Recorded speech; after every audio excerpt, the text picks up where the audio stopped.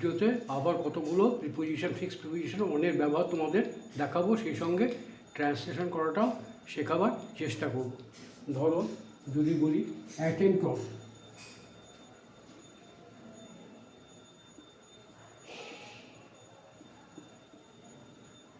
Attempt on, এই attempt on কথার অর্থ হচ্ছে প্রাণ নাশের চেষ্টা করা, প্রাণ নাশের চেষ্টা করা, কাউকে মেরে ফেলার চেষ্টা করা। গতকাল রাত্রে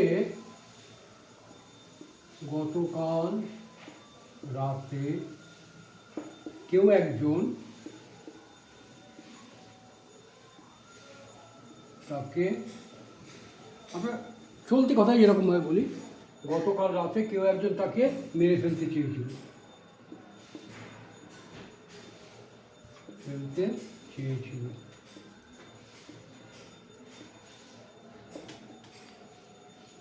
এখানে দেখো গতকাল রাতে কেউ একজন তাকে মেরে ফেলতে চেয়েছিল, সাবজেক্টকে কেউ একজন, তাহলে প্রথমে সাবজেক্ট বসে সামওয়ান, তারপর ভার্ব কি মেরে ফেলতে চেয়েছিল, এটা হচ্ছে verb, attempted on him, when গতকাল রাতে, তাহলে someone attempted on him last night।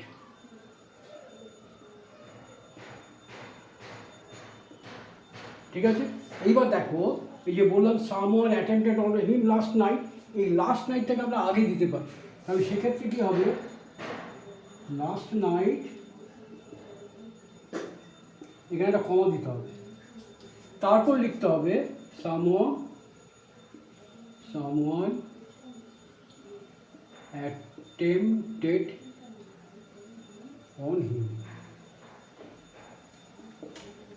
বোঝা গেল? আচ্ছা, এইবার বলো avenge on,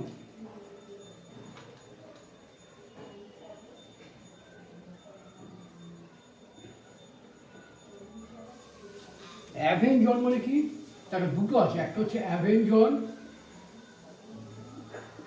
আরেকটা আছে রিভেঞ্জ অন।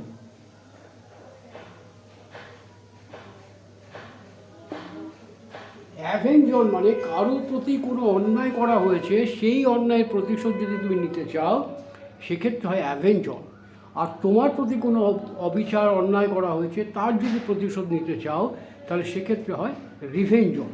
তাহলে অ্যাভেঞ্জ অন মানেও প্রতিশোধ নেওয়া, রিভেঞ্জ অন মানেও প্রতিশোধ নেওয়া।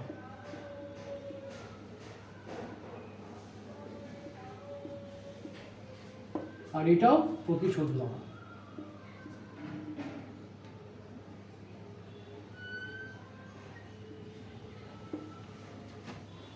আমার ইচ্ছে করে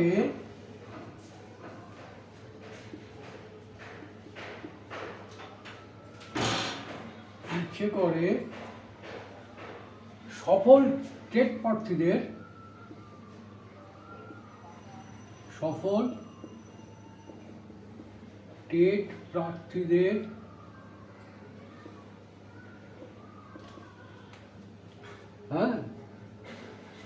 বঞ্চিত করার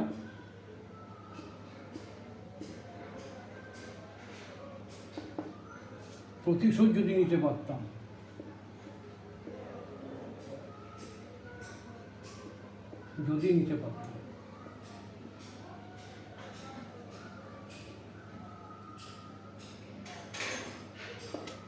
দেখো অনেক বড় সেন্টেন্স।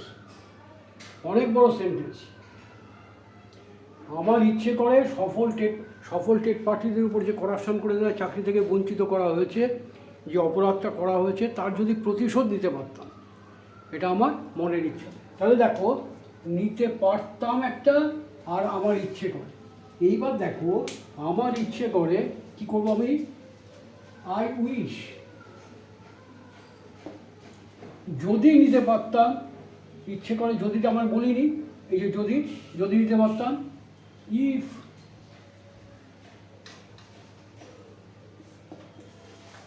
I could take, কি নিতে পারতাম? প্রতিশোধ, অ্যাভেঞ্জ। অ্যাভেঞ্জের পরে কি বসবে? অন। দেখো, আমার ইচ্ছে করে সফল প্রার্থীদের বঞ্চিত করার প্রতিশোধ যদি নিতে পারতাম। কে প্রতিশোধ করছে এটা কিন্তু আমরা বলার সময়, এখানে বাংলায় বলার সময় বলিনি। ইভেঞ্জ অন দোজ, তারা, হু কি করেছে? বঞ্চিত করেছে। ডিপ্রাইভড, ডিপ্রাইভড দি কাদের? সফল টেট প্রার্থীদের। Deprive the qualified TET candidates. তাহলে আবার দেখো কোথায় কোথায় গেছি আমরা।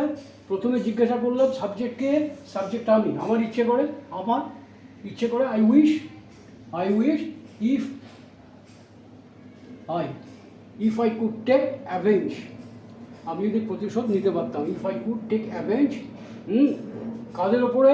অন দোজ, তাদের ওপরে যারা এই টেট কোয়ালিফাইড টেট প্রার্থীদের বঞ্চিত করেছে। দোজ হু ডিপ্রাইভ মানে বঞ্চিত করা। এই বঞ্চিত করা, এই ইংরেজি হচ্ছে ডিপ্রাইভ, বঞ্চিত করেছে, past tense. Deprive the qualified এটা অ্যাডজেক্টিভ, এটা হচ্ছে অ্যাডজেক্টিভ। কোয়ালিফাইড টেট ক্যান্ডিডেটস, বোঝা গেছে? এবার দেখা যাক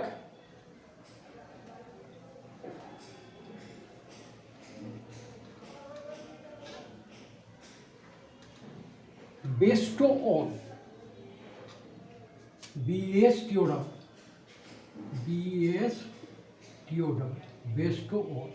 বেস্ট অন কথার অর্থ হচ্ছে প্রদান করা। কি প্রদান করা? কোনো পুরস্কার প্রদান করতে পারো, কোনো দায়িত্ব অর্পণ করতে পারো, কাউকে একটা কাজের ভার দিতে পারো, এগুলো সবই বেস্টো অন হবে। বোঝা গেল? তাহলে এবার দেখো, যদি বলি 21শে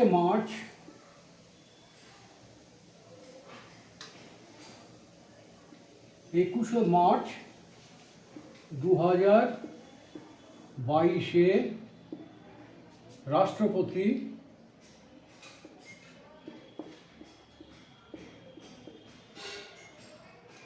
স্বামী শিবানন্দকে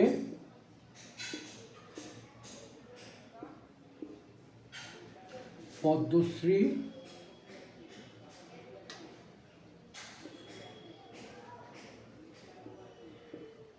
উপাধিতে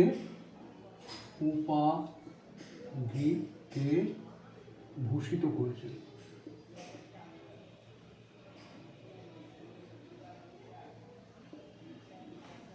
পাস্ট টেন্স করেছেন।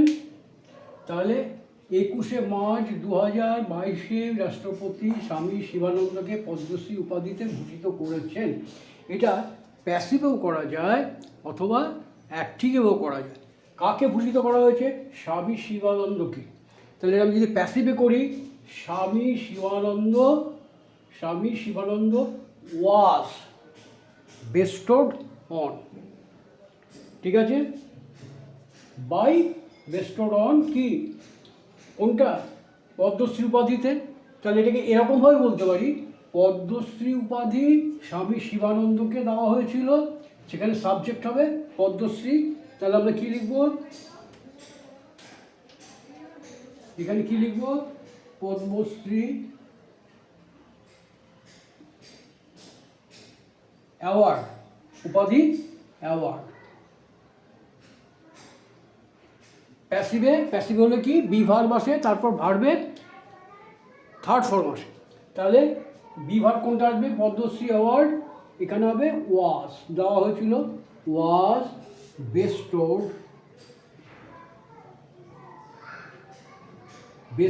অন। এই অনের জায়গায় কিন্তু আপনও হয়, বেস্টোড আপন। কার উপর দেওয়া হয়েছিল? অনকে? স্বামী শিবানন্দ,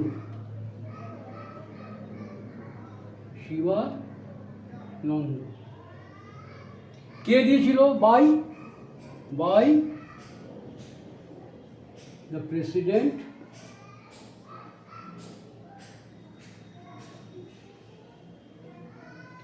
দেখো এখানে রাষ্ট্রপতির নাম যদি দাও তুমি রামনাথ কোবিন্দ, তাহলে আমরা এখানে রামনাথ কোবিন্দের নামটা লিখবো, আর যদি না লিখি তাহলে রামনাথ কোবিন্দের নামটা লিখবো না, রামনাথ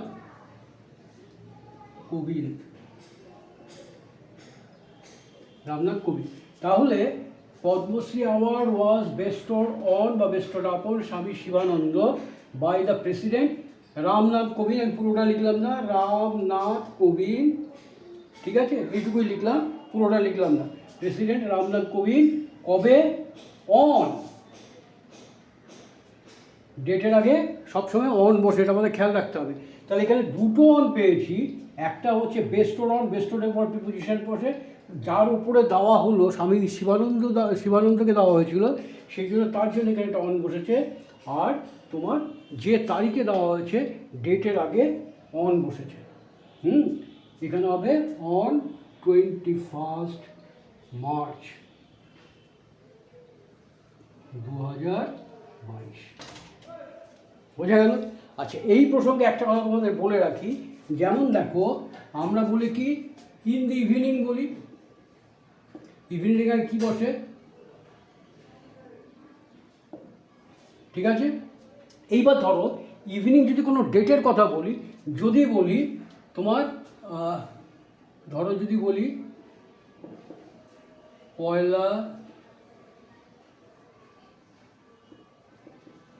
জানুয়ারি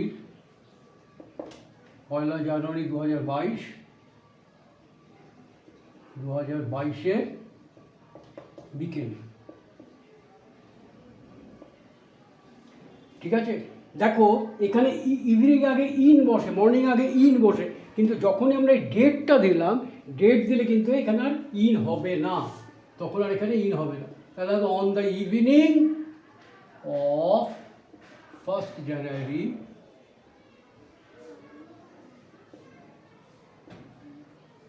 বোঝা গেল? এটা খেয়াল রাখতে হবে। আবার দেখো আমরা যদি বলি গ্রীষ্মকালে, তারপর তোমার বর্ষাকালে, শীতকালে, শরৎকালে, আমরা কি বলি সেখানে কি বলি? ইন সামার, এই তো বলি ইন সামার। কিন্তু যদি বলি গ্রীষ্মের দিনগুলোতে, সামার ডেজ যদি বলি, এখানে যদি ডেজ আসে, যেই মুহূর্তে আমরা বলবো সামার ডেজ, তখন কিন্তু ইন হবে না, তখন হবে অন সামার ডে, সেটা মনে রেখো, ঠিক আছে। আচ্ছা, এইবার দেখা যাক কমপ্লিমেন্ট অন। কমপ্লিমেন্ট অন মানে প্রশংসা করা, কমপ্লিমেন্ট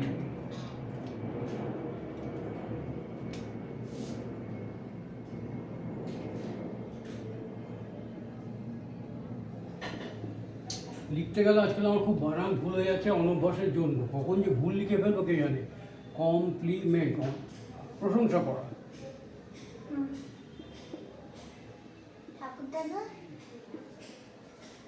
কমপ্লিমেন্ট অন, প্রশংসা করা। এইবার যদি বলি আমরা সকলে